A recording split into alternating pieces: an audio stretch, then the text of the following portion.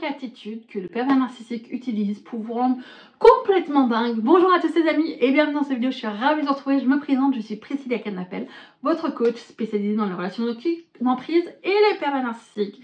Aujourd'hui, on va voir une vidéo, quelles sont ces astuces, quels sont ces comportements que le pervers narcissique utilise pour vous rendre complètement marteau et reprendre aussi conscience que cette personne n'est qu'une personne qui vous détruit psychologiquement, qui veut vous faire du mal et prendre le contrôle sur vous, et que ces comportements, si cette situation que vous vivez, vous avez l'impression d'être complètement marteau, eh bien c'est tout simplement parce que c'est de la manipulation, des méthodes qu'il utilise pour retourner la situation et vous faire croire que le problème c'est vous. Et si vous voulez vous reconstruire, reprendre votre vie en main et faire partie d'une communauté qui va en fait vous permettre de renaître de vos centres, de reprendre le pouvoir, de comprendre les pervers narcissiques, je vous invite à vous abonner, à liker cette vidéo pour m'encourager et faire en sorte que un maximum de personnes voient cette vidéo. Et je vous invite à partager, à laisser un commentaire si vous avez vécu le même type de situation. On va rentrer dans le sujet. Qu'est-ce qui fait que le pervers narcissique en réalité vous rend complètement marteau? Le problème, c'est que ce PN utilise des stratégies de manipulation qui rendent complètement parano. On ne sait plus qui on est, on ne sait plus comment réagir, on se demande si le problème vient de nous, parce qu'il nous le répète constamment. Constamment, il nous fait croire qu'on est une folle ou un fou, une mauvaise personne, que le problème c'est nous. Et le premier comportement, je suis en train en fait de vous donner une petite piste, c'est celui où il ne se remet jamais en question. Jamais en question.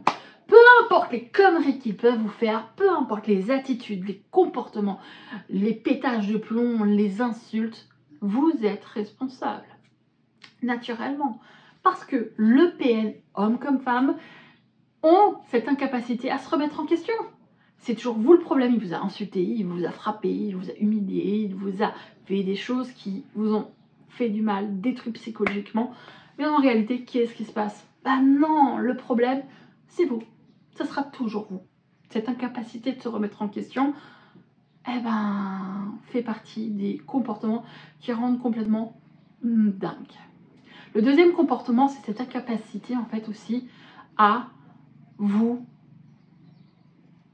parler de manière claire, nette et précise. Qu'est-ce que je veux dire par là? C'est qu'il reste extrêmement flou dans sa communication. Il est flou. Il va vous dire un truc, ah mais je t'ai jamais dit ça, ou bien il va vous dire un truc, ouais je vais aller là, mais où est-ce que tu vas? Chez qui tu vas? Ouais mais ça te regarde pas, je vais aller voir telle et telle personne. Il peut aussi vous dire qu'il va voir telle et telle personne et que vous lui demandez, ça s'est bien passé, vous avez passé une bonne journée. Et en réalité, je ne suis jamais allée voir cette personne. Ah mais tu m'as dit, mais c'est arrivé, j'ai jamais dit ça. En fait, c'est tout le temps en fait dans l'illusion, dans le fait de ne pas être clair, dans le fait de dire qu'il va aller voir telle personne. Ah mais je suis jamais allée voir cette personne, je dit que j'allais voir cette personne. Qu'est-ce qui se passe en réalité? On ne sait plus. Est-ce qu'il m'a dit ça? Est-ce qu'il m'a pas dit ça? Eh ben, on ne sait plus comment réagir. La communication floue, le fait de ne se remettre jamais en question. Déjà, on ne sait plus où on en est parce qu'on ne se remet jamais en question. Il va toujours en fait vous pousser psychologiquement à bout, vous faire croire que le problème c'est vous dire les choses de manière pas claire, pas précise et pas rentrer dans le détail pour justement en fait vous déstabiliser. Mais il a aussi cette capacité de retourner la situation. Et ça, c'est un autre point. Dans un sens où vous êtes le problème. Bien entendu, ça fait partie du fait de se remettre jamais en question, mais en réalité, il peut avoir des comportements très abusifs et vous dire en fait, non, c'est toi le problème. C'est toi qui as eu des comportements, c'est tes comportements qui font que je suis comme ça, naturellement. Et aujourd'hui, la manipulation émotionnelle, le fait de jouer avec vos émotions, il y a un autre point. Il joue avec vos émotions. Il joue en fait vraiment avec vos émotions. La culpabilité, la colère, le remords, la peur. Vos émotions sont un levier pour vous manipuler. Parce qu'en réalité, le pervers narcissique, qu'est-ce qu'il fait? Qu'est-ce qu'il veut? Le contrôle. Le contrôle sur vos émotions, le contrôle sur qui vous êtes, le contrôle sur le fait de dire j'ai le pouvoir sur toi, c'est moi qui joue avec tes émotions. Je vais te menacer pour te faire peur, je vais te pousser psychologiquement à bout, je vais te menacer, je vais te crier dessus, je vais te rabaisser. Et comme inconsciemment aussi, vous avez un instinct de survie, des fois, en fait, à force d'accumuler, d'encaisser les comportements, vous allez péter un plomb, vous allez vous énerver. Et à ce moment-là, il retournera la situation, encore une fois, en votre défaveur, pour vous dire, t'as vu comment t'as réagi, t'as vu comment tu es, naturellement.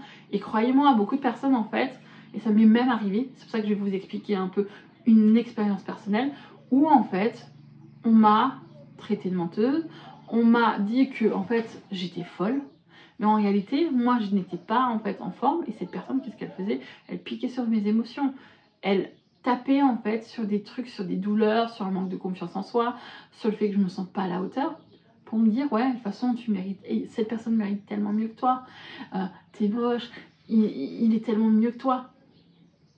Qu'est-ce qui se passe? Au fur et à mesure du temps, j'ai douté de moi.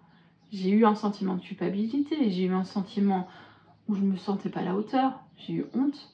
Pourquoi? Parce que cette personne en fait n'a fait que travailler et jouer avec mes émotions, mes insécurités, me faire croire qu'en fait le problème c'était moi. Donc j'ai culpabilisé, je me sentais pas à la hauteur, et ainsi de suite. Il y a d'autres comportements qui peuvent avoir aussi vraiment un impact néfaste, c'est le fait qu'il va en fait vous dévaloriser en public pour se rehausser. Il va en fait raconter des comportements, des bêtises que vous avez faites, parce on fait tous des bourdes, hein, on est tous un peu, moi je sais que des fois ça m'arrivait, j'étais un peu Pierre Richard, où je laissais tomber des trucs, où je me retrouvais par terre, hein, voilà. Mais cette personne, qu'est-ce qu'elle faisait? Elle allait, un exemple, on est allé manger chez des amis, et cette personne, on avait fini le repas, a commencé à débarrasser dans le lave-vaisselle. Ah, tu sais ce qu'elle m'a fait? Elle m'a mis une cuillère en bois dans le lave-vaisselle. C'est pas quelque chose qui se met dans le lave-vaisselle. À sa place, elle est vraiment bête, j'aurais honte de faire ça. C'est n'importe quoi, on met rien en bois dans le lave-vaisselle, ça va se casser. Et moi, qu'est-ce que j'ai ressenti à ce moment-là? Je me suis sentie bête, je me suis sentie humiliée. Et vu que j'avais déjà pas à la base confiance en moi, ben en fait, je me suis sentie encore plus bête. Ma confiance en soi, elle a encore baissé. Et vu que les autres derrière me piquaient et se moquaient un peu de moi et rentraient dans cette dévalorisation, ben j'étais un peu dans ce sentiment de honte et de culpabilité. J'ai été vraiment pas bien à ce moment-là. Et aujourd'hui, ce genre de relation, je fais pas des vidéos en fait juste pour vous dire ouais voilà nanana. J'ai vécu des situations, des relations toxiques où j'ai perdu confiance en moi, où je me voyais telle une épave, où j'avais l'impression en fait de devenir folle et d'être folle. Et que quand, à force d'accumuler des dénigrements, des comportements où on joue avec mes émotions, on m'humiliait sur mon apparence physique, sur le fait de dire un exemple, elle est aussi poilue que son chien ou ses cochons d'Inde, bah on a un sentiment de honte. Déjà, on se sent pas à la hauteur, on a l'impression de se dire, en fait, je suis pas top, quoi. Je suis hideuse. Et au fil du temps, qu'est-ce qui se passe? Bah, on perd confiance en soi, on doute de soi, on se voit comme une épave, on a honte de soi. Et faire ces vidéos, c'est en partie aussi pour vous permettre de comprendre que ce que vous avez vécu, vous pouvez le transformer. Vous pouvez vous relever. Je l'ai fait et c'est dur, mais vous avez le pouvoir de réveiller cette lumière qui est en vous. Elle n'est pas brisée. La seule personne en fait qui ne vous laisse pas en fait reprendre votre vie en main, c'est vous-même. Et c'est aussi dur de le réaliser parce que la seule personne qui peut reprendre le pouvoir et qui peut dire à ce pervers narcissique « Non, je ne veux plus de toi, sors de ma vie », c'est vous. Donc aujourd'hui, je vous encourage à prendre parfois connaissance et des associations qui peuvent vous aider, parler avec votre entourage, parce que très souvent, il vous a éloigné de votre entourage, pour mieux vous contrôler et reprendre confiance en vous, travailler sur votre confiance, vous travaillez sur la gestion de vos émotions et reprendre le pouvoir sur qui vous êtes. J'espère que cette vidéo vous a plu.